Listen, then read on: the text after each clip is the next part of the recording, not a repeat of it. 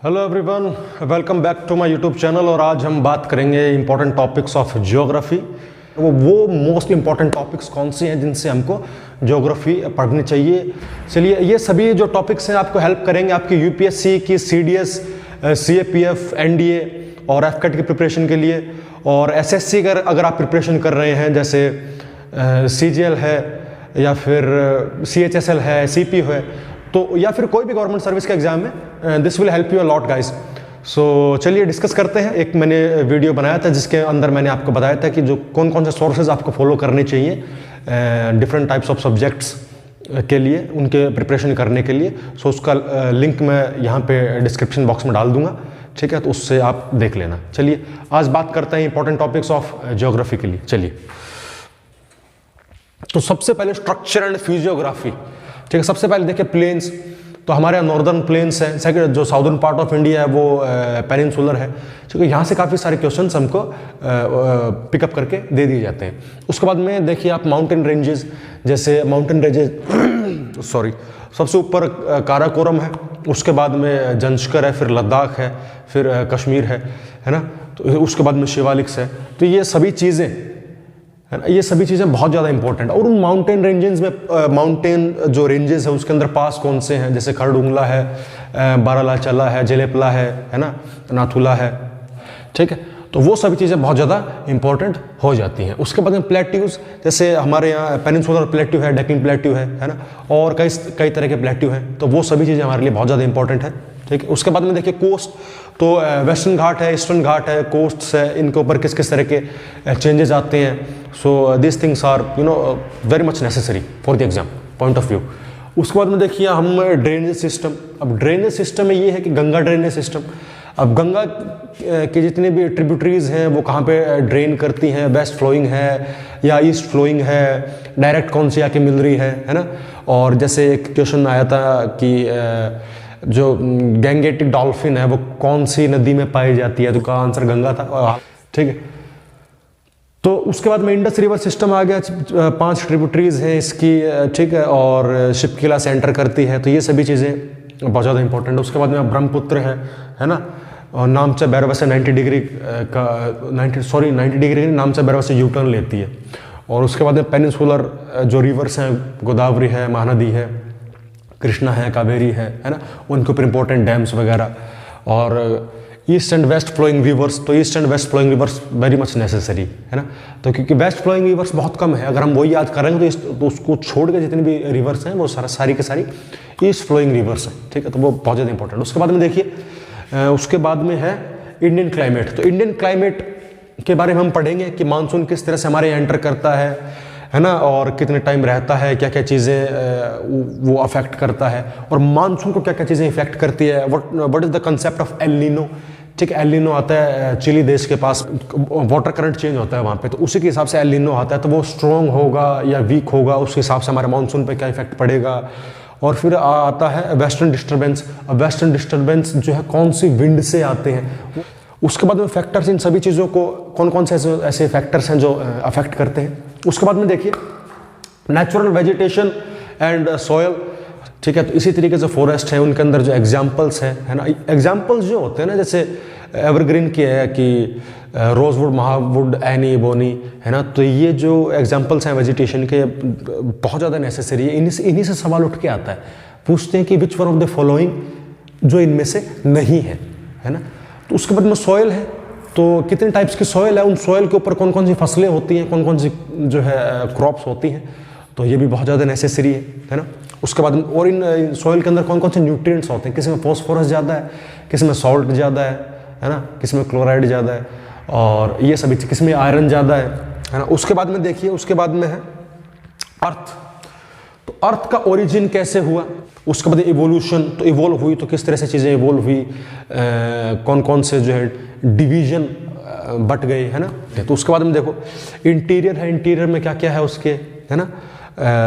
और जैसे टिपिकली माना जाता है कि जो इनर मोस्ट जो पार्ट है जिसको हम कोर बोलते हैं अर्थ का, वो लिक्विड है, तो ऐसा नहीं है, the inner most core of the earth is solid, ठीक है। तो ये सभी चीज़ें रॉक्स हैं है ना, मेटामॉर्फिक रॉक्स, सेडिमेंट्री रॉक्स, और उसके बाद में उनके जो टाइप्स, उनके अंदर सब टाइप्स भी होते हैं, है ना, ऑर्गेनिकली फॉर्म्ड, केमिकली फॉर्म्ड, तो ये सभी चीज़ें बहुत ज़्यादा इंपॉर्टेंट। तो अभी नेक्स्ट हम जो है स्लाइड पे आ गए, वहाँ पे हम देखते हैं लैंड फॉर्म्स। तो लैंड फॉर्म किस तरह से जो है चेंज होते हैं, लैंड फॉर्म्स के, रिवर के लैंड फॉर्म किस तरह से चेंज होते हैं। उसके बाद में डेजर्ट है, डेजर्ट, उसके बाद में कोस्टल है, कन्वर्जेंस, ठीक है, और डाइवर्जेंस, ये सभी चीज़ें। और फिर लाइमस्टोन है, लाइमस्टोन का सबसे बड़ा रीजन जो है उसको पोलखे बोलते हैं, और जो यूगोस्लाविया रीजन है काफ़ी अच्छा सोर्स है वहाँ पे लाइमस्टोन का सबसे बड़ा। फिर जो ग्लेशियर है, इसके अंदर ग्लेशियल टिल हो गया, सिरके हो गया, और एस्कर्स हो गए, और ड्रमलिंग्स हो गए, ये सभी चीज़ें इसके अंदर आती हैं। तो क्या क्या लैंड फॉर्म किस तरह से ये चेंज होती रहती हैं टाइम के हिसाब से, टेम्परेचर के चेंज के हिसाब से, है ना। और ये सभी चीज़ें हमको इसके अंदर पढ़नी है। ये बहुत ज़्यादा इंपॉर्टेंट टॉपिक है। अगर आप CAPF और CDS ND की तैयारी करते हो तो डेफिनेटली अराउंड 18 से 20 क्वेश्चन आते हैं ज्योग्राफी के, 2 से 3 क्वेश्चन इसी चैप्टर में से होते हैं। उसके बाद में देखो आइलैंड है, कोरल है, तो कितने तरीके के कोरल होते हैं, कोरल रीफ्स किस किस टाइप के हैं, है ना, और क्या क्या उनके लिए कंडीशंस चाहिए ताकि वो वहाँ पे सर्वाइव कर सकें, तो वो भी बहुत ज़्यादा नेसेसरी है। उसके बाद में देखो, उसके बाद में क्लाइमेट है। अब क्लाइमेट में हम पढ़ेंगे फैक्टर्स अफेक्टिंग इंसोलेशन, है ना, तो इंसोलेशन की वजह से क्या क्या चीज़ें,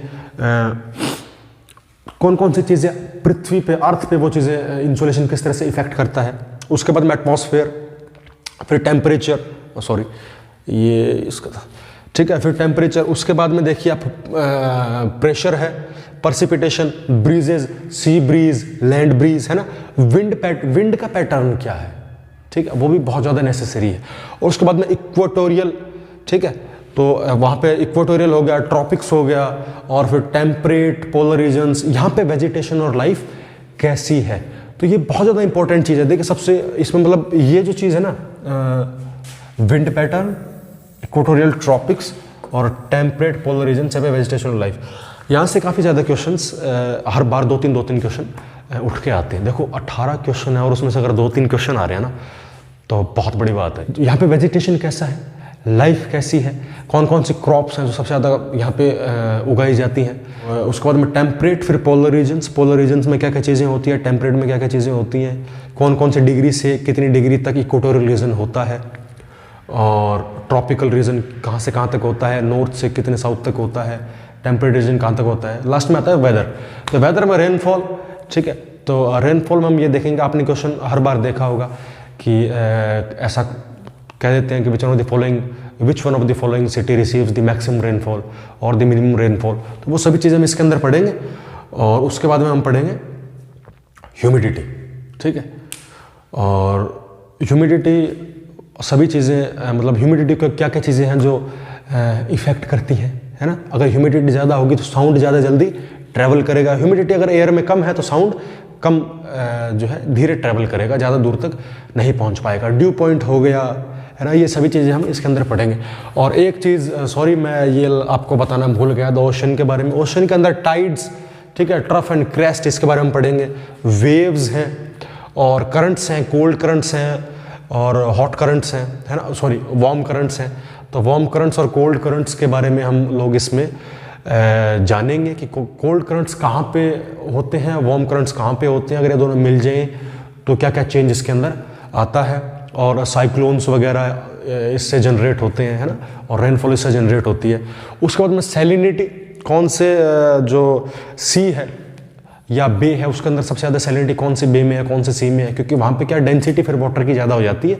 उसके बाद में डिपॉजिट्स, ठीक है, तो डिपॉजिट जैसे ओशन फ्लोर जो होता है उसके अंदर कई तरह की लेयर्स होती हैं, है ना, तो वहाँ कौन सी ऐसी जगह है जहाँ पे सबसे ज़्यादा सेडिमेंट्स जो है डिपॉजिट होते हैं। आपने सुना होगा कि समुद्र से तेल निकाला जा रहा है, तो वो कौन सी ऐसी जगह है जहाँ पे जो क्या नाम, धातु या ऑयल या पेट्रोलियम, है ना, ये सभी चीज़ें जहाँ पे मिलती हैं, तो वो सभी चीज़ें हम इनके अंदर आपको पढ़ेंगे। और आज के लिए इतना ही। बहुत बहुत आपका धन्यवाद लास्ट तक बने रहने के लिए। सो आई होप कि ये सभी चीज़ें आपके लिए हेल्पफुल हों, और बहुत जल्द मैं इनके ऊपर एक एक टॉपिक को अच्छे से समझाऊंगा और वीडियो लाऊंगा हर एक सब्जेक्ट के लिए। और बहुत बहुत आपका धन्यवाद। Please like, share and subscribe और ग्रो हो ताकि हमारा चैनल भी, और आप थोड़ा सपोर्ट कीजिए। और बहुत बहुत धन्यवाद।